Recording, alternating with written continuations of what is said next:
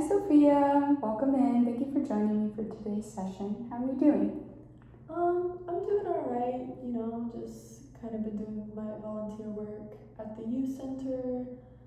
Um, yeah, just like kind of like how I was last time. Last time, yeah. So I remember from our last session you mentioned how meaningful your work at the volunteer center was and how it was so different compared to your experience with the county. Could you dive a little bit deeper for me with that? Yeah, so I guess when I was in accounting, like it was a job that supported my family and it was something that,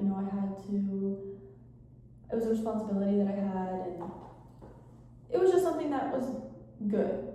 But I think over time, I just didn't find any meaning in it. I just feel like I was,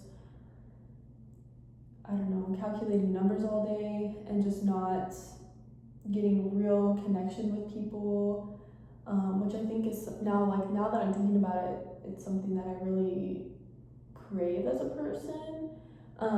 And just by like working with the students at the volunteer center, I don't know, just like watching and like seeing all the potential that they have and like being part of that with them, helping them, prepare their essays or, anything like that. It's so nice to see like the excitement in them. And I guess, I don't know, just to be kind of a part of that. I feel like they're my own kids, honestly. So. And that's beautiful. So what I'm hearing is you really, or your experience with your accounting position was you felt very disconnected and you felt like it wasn't meaningful enough. But your experience with volunteering at the youth center, it sounds very fulfilling, very just all around positive. And it seems like you feel very happy just being willing to help others and wanting to be a part of their experience and add to it. Yeah, I think like saying disconnected is a very like good word to describe how I felt in my accounting job. Yeah, just like even with my coworkers and everything, it just wasn't like a communal environment. You just kind of come and go into your cubicle, do what you have to do, and leave. So would you describe that as like more individual work? Yeah. Or like, did you work on a team? I mean, every now and then we would, but more so it was individual, yeah. Okay. I'm curious to know, can you think of any skills that you utilized while in that accounting job that maybe you utilize in your volunteer work? I mean, just in general, like I'm pretty organized and like on top of things. And I guess as an accountant, you kind of feel, I mean, not really a coach for somebody, but I mean, you really are there to like, support someone else's needs. So I kind of got that from accounting, and I feel like I could bring that into, I kind of feel like that's what I can bring over into like the volunteer work is like, doing this to help other people. It's just more fulfilling because I see like the immediate response. You know what I mean? And it's just more meaningful work in general. No, yeah, I totally understand. And I'm curious to know, well, I think what you're pointing out and what you're realizing too is your past experiences can aid you and you can build upon those skills or techniques or maybe utilize some of the things that you felt were missing and things that you're maybe more passionate about now and what you want in your career. And so just kind of building off that idea of career, how do you feel about like where you're at right now in your journey? I feel really stuck, honestly. After not being in the workforce for about 6 years and like trying to go back now, after being so burnt out and not even wanting to be a part of like accounting and like finance and things like that anymore, I just don't know where to go from here. And like, of course, I love the volunteer work, but I do need something that provides an income. And I really don't want to go back to like a cubicle job. and it's just kind of hard to know how to transition to something completely new. It's so daunting to think about starting a new career and going back to school, especially with my 2 young kids, like, and being a single mom. I just don't even know how I'd begin to manage that. I understand. And I applaud you for, taking the first step to get help to kind of try to figure it out, because we can walk through this process together. There are two things that I want to point out that you just said right now. And it's, you said feeling stuck, but also feeling the burden of your financial status. Now, I'm curious to know a little bit more about, like, out of all the roles you're playing, or maybe, what's a better way of saying this? What is something that's burdening you the most right now? Like, in your journey? I would say just not having a steady income at all. Like, of course, from the divorce, like, I do get child support and things like that, and I have a savings, but just not having, like, that active income, like, worries me for my kids' future, because they're so young, and, like, I want to be able to provide everything that they need, and just, like, thinking about starting to want to save for their college, and, they're my number one priority, and, like, not having that immediate, like, paycheck to rely on worries me. And I totally understand that I can imagine that is a scary place to be in. But I do want to bring it back to your career, because with your income status, what are some goals that we can maybe come up with together? Because I also want to tell you that just because you're overwhelmed, like, with your whole career, like, the idea of finding a new career itself, you don't have to put all your focus on just the career. We can take it baby steps, like one baby step at a time together. So going back to the goals, what are some goals that we can come up with? And if you don't have any, that's okay, I can help you with some, maybe. Yeah, like, I don't even know where to begin, because I don't even know what direction I want to go towards, so maybe that could be one of the goals, is, like, clarifying the type of the type of career I want to move towards, even if it's just, like, a broad idea, like maybe education, or something to do with helping people. Like, I just know I want to do that.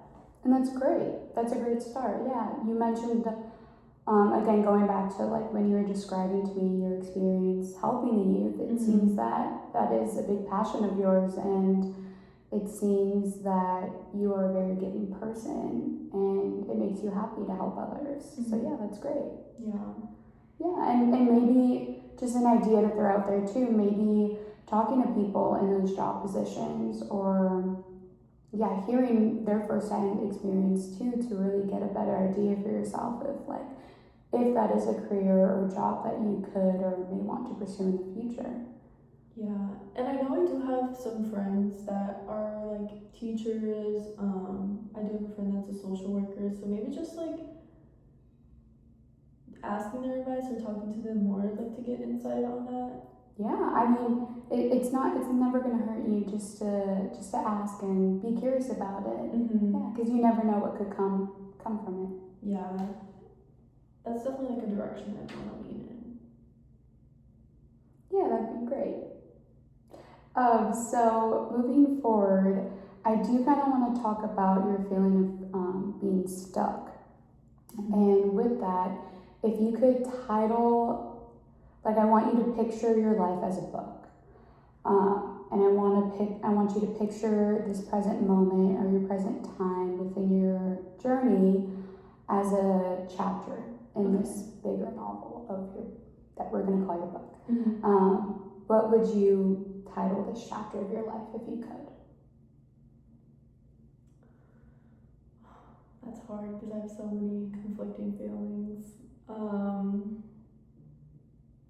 Unexpected. Okay, unexpected.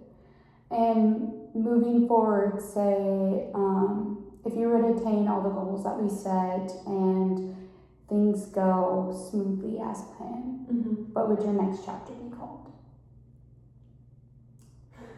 This is a little cliche, but moving forward. No, that's okay. It's perfectly fine. I like that. And I really do want to emphasize that you can move forward and you will move forward, and I'm going to help you move forward. I think you've set some amazing goals in today's session, and with the feeling of feeling stuck, where in this moment are you feeling like, do you still feel stuck? I think at this moment I feel a little relief, like maybe just some hope, maybe like some avenues I wasn't really thinking of before. So I think once I actually start kind of putting myself out there and like looking at other options and researching and talking to people, I'll feel a little more mobile. And that's good. That's great to hear. How are your children holding up, if you don't mind me asking? They're doing well. I mean, as well as you can be as like kids of divorce, you know. Of course, it's not what they had planned either, going back and forth to their mom and dad's house. Every other week, it's kind of just like uprooting from here, and then let's go, you know, here and stay a couple days and then come back. It's just a really different dynamic, and they've shown a lot of patience for the whole thing, so I'm really thankful for that, and understanding for also being so young. It's so confusing at the same time, especially for my 6-year-old. I would just say they're doing as good as they can. And that's good. And I do want to shift the focus back onto you, because while we can acknowledge that it does affect your children, you again are most important right now. And so how are you managing like with your divorce? I feel like I just kind of tried to not face it. I just like kind of thinking about my priorities and what I have to do, because the whole situation just really makes me upset. And yeah, like I said, it was unexpected. It's not how I planned out our life to be. And it's just really unfortunate. So I just try to ignore it. How would you say that you're going about ignoring it? I guess anytime it comes up as a thought, I just dismiss it and like just try to fill my time with something else. Okay, so what I'm hearing is you're almost trying to distract yourself, so maybe you don't have to face those feelings or emotions? Yeah, you could say that. And that's okay. And that is very valid with your experience and what you're feeling and what you're going through right now. I do want to tell you though, you're a strong woman, and if anything, your divorce or your experience going through this divorce really only pays tribute to the kind of woman you are. I mean, you're persevering through it, and if anything, it's a testament to how strong you are and that you can do and you have gone through hard things, and that you will come out on the other side okay, because you have, and you've continued to provide for your children up until this point, even while navigating, exploring different avenues of new careers. So I just want to recognize you for that. I really appreciate that. You know, just being like, as a single mom, like things they don't tell you is like, you know, you don't really have someone like to be telling you those things anymore. You're just, all you really have is yourself and like, yeah, your kids, but you know, you cannot rely on them emotionally. Like, you're the one there for them. So like hearing that from you is, it's really nice. I'm glad. And I just want to remind you too, like, you're not just a mom. Like moms, quote unquote, and women in general, we hold so many skills and techniques that we often dismiss or often go unnoticed because maybe we don't realize them, or maybe we're never really given the opportunity to reflect on those. And so as our session comes to a close today, your homework for next week is going to be to create a life career rainbow chart. Life career rainbow chart. That's a long name. long name for a fun project, and what I want you to do is I want you to create a list of different jobs or experiences that you've had. Mm-hmm. And along with that, I want you to note the different skills or techniques you've maybe used. Maybe even recognizing some that you may haven't like recognized in yourself or acknowledged. Okay. Just because this is a good reminder that you can build on things that you already know and experiences that you've already had, and apply them in your new career. So next week we will go over that. But Okay. Yeah, that's something I can definitely do. okay, awesome. Well, thank you for coming in today. Thank you for having me. Anytime.